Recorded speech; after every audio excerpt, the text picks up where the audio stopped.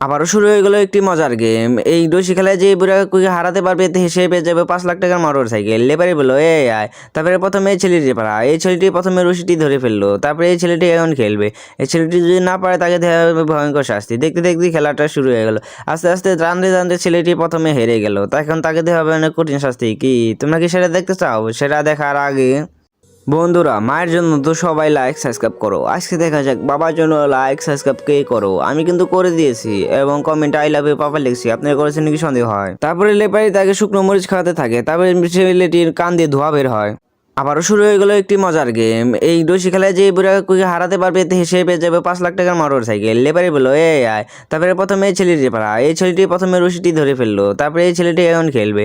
এই ছেলেটি যদি না পারে তাকে দেওয়া হবে ভয়ঙ্কর শাস্তি। দেখতে দেখতে খেলাটা শুরু হয়ে গেল।